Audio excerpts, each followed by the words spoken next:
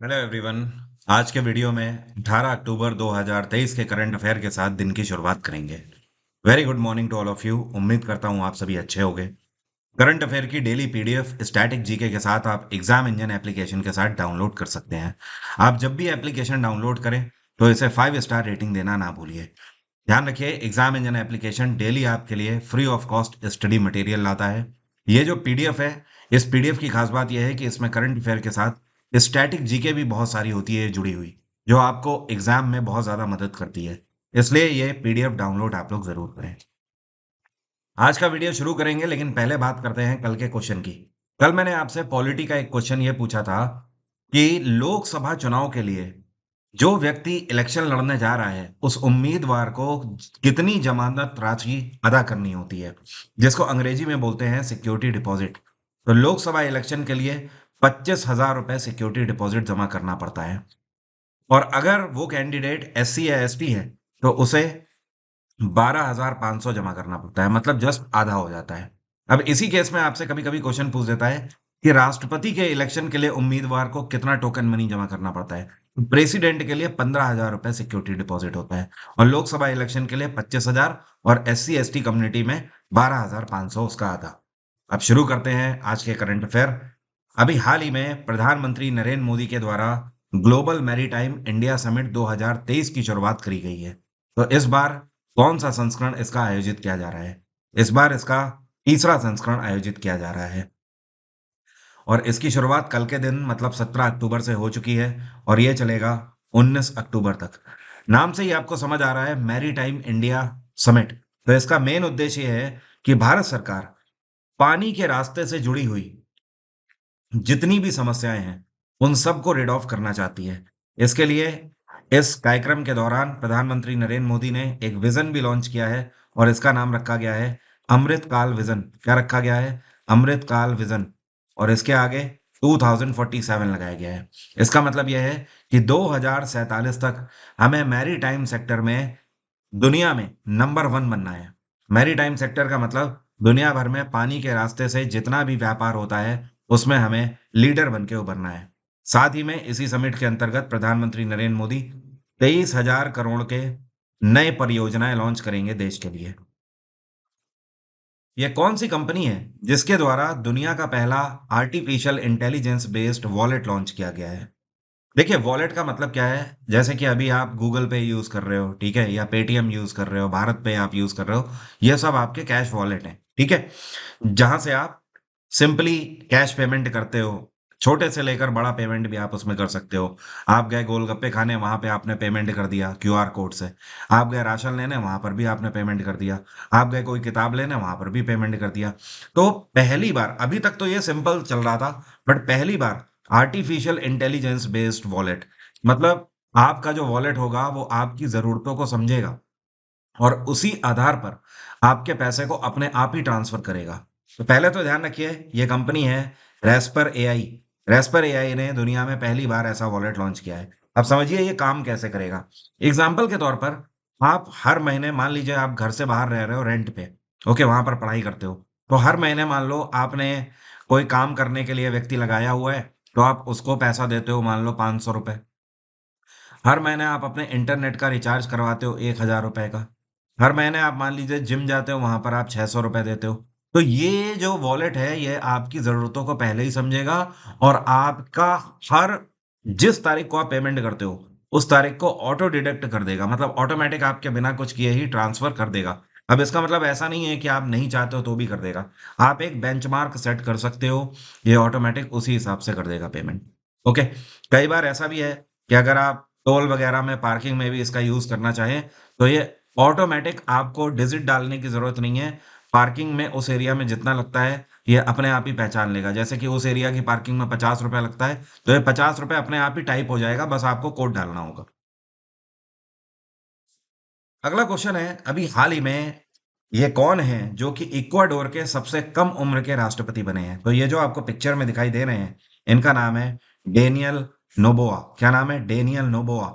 और इनकी उम्र है 35 साल। मात्र 35 साल की उम्र में ये इक्वाडोर के नए प्रधानमंत्री, सॉरी, राष्ट्रपति अभी हाल ही में बन गए हैं। इक्वाडोर में नए इलेक्शन हुए, और उन इलेक्शन में इनको 52% वोट मिले हैं। और 47% करीब वोट इनके राइवलरी हैं जिनका नाम है लुइसा गैनरोलेस, इनको मिले हुए हैं। मैंने क्या बोला? लुइसा गैनरोलेस, इनको मिले हैं 47% वोट। खैर ये इतना इंपॉर्टेंट नहीं है ध्यान रखना इनका नाम। आप इनका नाम जरूर ध्यान रखिएगा जिनको ये सक्सीड कर रहे हैं, मतलब ये जिनकी अब जगह लेंगे वो कौन है। तो इस टाइम पर इक्वाडोर के राष्ट्रपति हैं गुलेर्मो लासो। गुलेर्मो लासो का जो कार्यकाल है ये 2025 मई में खत्म होगा। ठीक है, तो उनकी जगह पर ये आ गए हैं, गुलेर्मो लासो की जगह पर इन्होंने अपना पद छोड़ा है। तो उनकी जगह पर अब डेनियल नोबोआ सर्व करेंगे। 2025 मई तक ये सर्व करेंगे और उसके बाद ये अगले कार्यकाल के लिए फिर से इलेक्शन लड़ सकते हैं। वैसे इससे पहले ये कई बार इलेक्शन लड़ चुके हैं, तब तक ये हारते हुए आ रहे थे। पहली बार इनको जीत हासिल हुई है। और इक्वाडोर की अगर बात करें तो जब आप अमेरिका का नक्शा देखते हो तो यहाँ पर देखिए, ये है ऊपर वाला उत्तरी अमेरिका, नॉर्थ अमेरिका। ये नीचे वाला पूरा दक्षिणी अमेरिका है। ओके, और बीच की जो कड़ी है, ये जो नॉर्थ अमेरिका साउथ अमेरिका को जोड़ती है, इसको हम लोग बोलते हैं क्या? सेंट्रल अमेरिका बोलते हैं। ठीक है, और ये जो पानी में आपको दिखाई दे रहे हैं इन्हें हम लोग कैरेबियन कंट्रीज बोलते हैं। अब ये जो साउथ अमेरिका वाला रीजन है, इसमें ये जो ग्रीन वाला हिस्सा है यही है इक्वाडोर कंट्री। अब यहां पर भी आपको बता दूं, साउथ अमेरिका में ये वाले कंट्री, ये वाले बेसिकली कंट्री जहां पर पोर्चुगीज और स्पेनिश सबसे ज्यादा बोली जाती है, इन्हीं कंट्रीज को लैटिन अमेरिका के नाम से भी जाना जाता है। तो ये स्टैटिक जीके की नॉलेज है जो मैंने आपको अपने आप में दी है। ये चीज ध्यान रखिएगा कि लैटिन अमेरिका कंट्रीज कौन कौन से हैं। अभी हाल ही में उत्तर प्रदेश के मुख्यमंत्री योगी आदित्यनाथ के द्वारा 233 करोड़ की धनराशि के साथ कितने डेवलपमेंट प्रोजेक्ट लॉन्च किए गए हैं? तो योगी आदित्यनाथ के द्वारा टोटल 303 विकास परियोजनाओं को लॉन्च किया गया है उत्तर प्रदेश के गोरखपुर से। योगी आदित्यनाथ की कॉन्स्टिट्यूएंसी भी है गोरखपुर। तो यहाँ से 303 नई परियोजनाएं पूरे उत्तर प्रदेश के अंदर डेवलपमेंट के लिए लॉन्च करी गई है। और इसमें सबसे इंपॉर्टेंट जो परियोजना है वो ये है कि उत्तर प्रदेश के अंदर एनटीपीसी के द्वारा एक ऐसा प्लांट लगाया जा रहा है जिस प्लांट में कचरे को चारकोल में कन्वर्ट किया जाएगा। ठीक है, चारकोल आप जानते हो ना, रोड बनाने में जिसका यूज किया जाता है। तो कचरे से उसको कन्वर्ट किया जाएगा ताकि रोड बनाने में कॉस्टिंग भी आगे कम आएगी। उत्तर प्रदेश में मुख्यमंत्री योगी आदित्यनाथ हैं, गवर्नर हैं आनंदीबेन पटेल।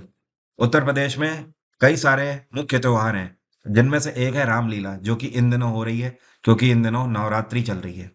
तो दोनों तरफ की जो नवरात्रि होती है, साल में दोनों बार जो नवरात्रि आती हैं, दोनों में उत्तर प्रदेश के हर एक जिले के अंदर नवरात्रि में रामलीला धूमधाम से मनाई जाती है।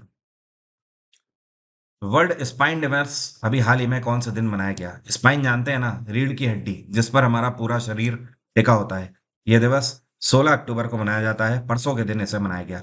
इस दिवस को मनाने के पीछे का मेन उद्देश्य यह है कि हमें स्पाइन के बारे में अवेयरनेस होनी चाहिए, क्योंकि हमारी पूरी बॉडी स्पाइन पर ही टिकी हुई है। स्पाइन अगर हमारी फिट है तो आपकी बॉडी का बैलेंस हमेशा फिट रहेगा। जिसको एक बार स्पाइन की दिक्कत हो जाती है, वो लगभग नामुमकिन के बराबर है, पूरी लाइफ भर उसे स्पाइन की दिक्कत रहती है, वो बहुत जल्दी हील नहीं हो पाती है। इस बार की जो थीम रही है 2023 की, इसका नाम है मूव योर स्पाइन। ये इस बार की थीम रही है। और पहली बार ये जो दिवस है ये साल 2008 में मनाया गया था वर्ल्ड फेडरेशन ऑफ चैरियोपैटिक के द्वारा। वर्ल्ड एनेस्थीसिया डे कौन से दिन मनाया जाता है? यह दिवस भी 16 अक्टूबर को मनाया गया। एनेस्थीसिया का मतलब समझते हैं क्या होता है? जब किसी का ऑपरेशन किया जाता है तो डॉक्टर्स ऑपरेट करने से पहले एक स्पेशल डॉक्टर आता है जो कि पेशेंट को एनेस्थीसिया देने का काम करता है। एनेस्थीसिया देने के बाद पेशेंट कुछ टाइम के लिए बेहोशी में चला जाता है ताकि उसका ऑपरेशन हो सके और उस टाइम पर उसे दर्द ना हो। तो एनेस्थीसिया जो है इसकी एक अपनी इंपॉर्टेंस है मेडिकल ट्रीटमेंट के क्षेत्र में। कई बार दुनिया में ऐसे भी केसेस हो जाते हैं जहां पर एनेस्थीसिया की इतनी नॉलेज नहीं होती है डॉक्टर्स को, और इसकी मात्रा थोड़ी भी ज़्यादा होने की वजह से पेशेंट की मौत भी हो सकती है, या फिर पूरी जिंदगी भर के लिए पेशेंट कोमा में भी जा सकता है, वो कभी उस नींद से उठे ही ना। आप सोचिए, आपको एक ऐसी दवा दी गई है जिसमें डॉक्टर ये एश्योर कर रहा है कि आप अगले 40 मिनट में या 50 मिनट में या 60 मिनट में होश में आ जाएंगे। आप समझ सकते हो ये कितनी बड़ी बात है। इसके लिए एक्सपर्टीज का होना बहुत जरूरी है। तो जिसके लिए ही ये दिवस मनाया जाता है। दुनिया में पहली बार एनेस्थीसिया का जो ट्रायल हुआ था या डेमोन्स्ट्रेशन हुआ था, ये 1819 में हुआ था। और इसका डेमोन्स्ट्रेशन करने वाले जो डॉक्टर थे इनका नाम था विलियम थॉमस ग्रीन मॉर्टन।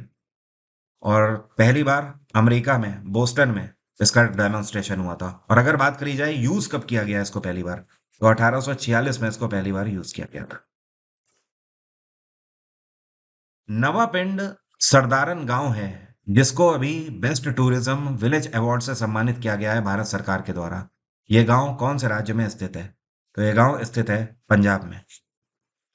पूरे भारत भर में कई सारे ऐसे गांव हैं जिन्होंने अप्लाई किया था, मतलब आप ये समझ लीजिए 31 राज्यों और यूटीज को मिलाकर पूरे भारत भर के 750 गांवों ने बेस्ट टूरिज्म विलेज अवार्ड के लिए अप्लाई किया था, जिसमें से 35 ऐसे शहर हैं, या आप बोल सकते हो, सॉरी शहर नहीं गांव हैं, जिनको इस अवार्ड से सम्मानित किया गया है। और उनमें भी सबसे बेहतर रहा है नवापिंड सरदारन गांव, जो कि पंजाब में स्थित है।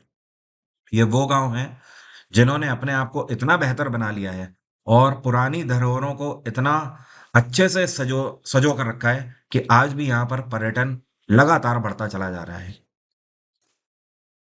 ये कौन सा राज्य है जहां पर महिला थाना जो है, ये पहला ऐसा वुमेन सेंट्रिक पुलिस स्टेशन बन गया है जिसे आईएसओ सर्टिफिकेशन से सम्मानित किया गया है?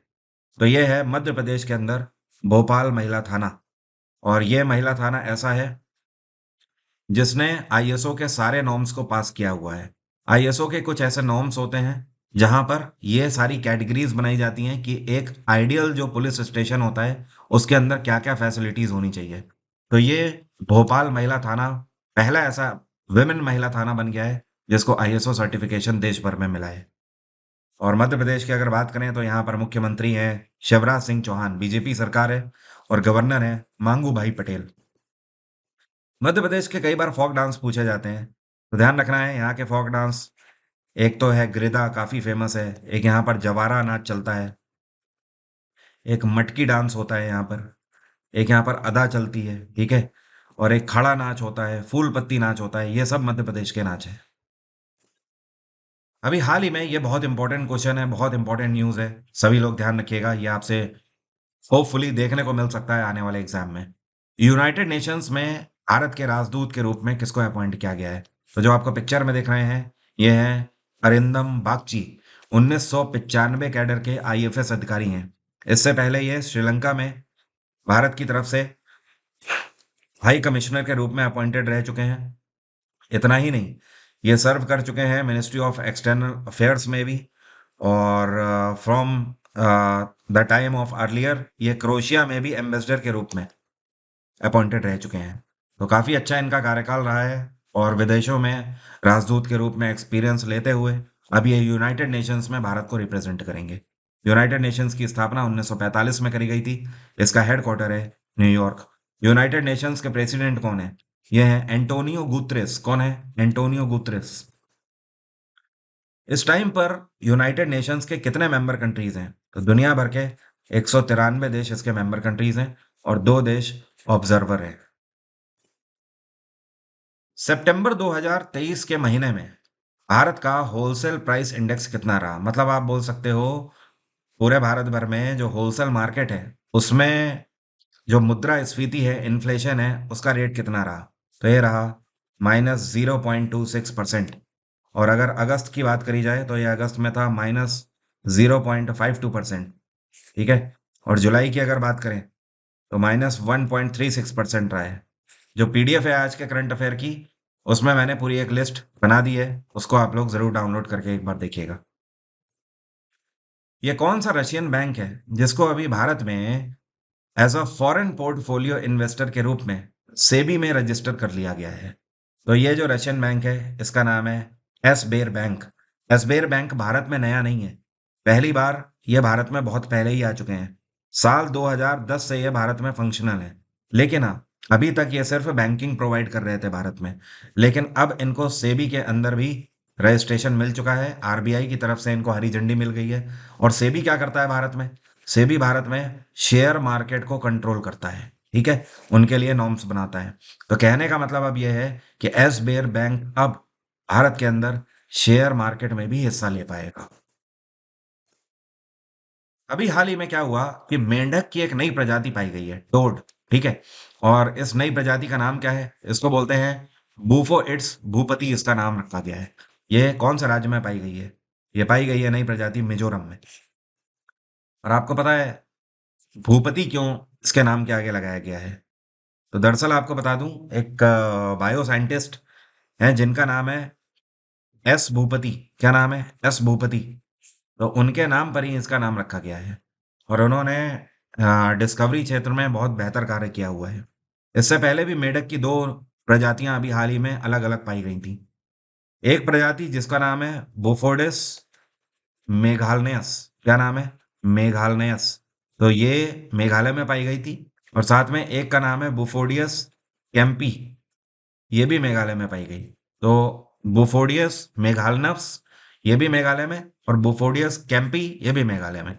और अब मिजोरम में नई प्रजाति जिसका नाम है भूपति। और मिजोरम में इस टाइम पे सरकार किसकी चल रही है? यहाँ के मुख्यमंत्री हैं पू जोरमथंगा। ठीक है। और यहाँ पे गवर्नर कौन है? हरि बाबू खम्बापति।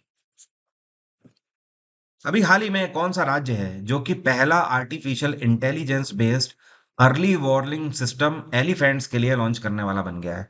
मतलब हाथियों के लिए अर्ली वार्निंग सिस्टम इन्होंने बनाया है, वो भी आर्टिफिशियल इंटेलिजेंस बेस्ड। तो भारत का पहला राज्य ये बन गया है तमिलनाडु।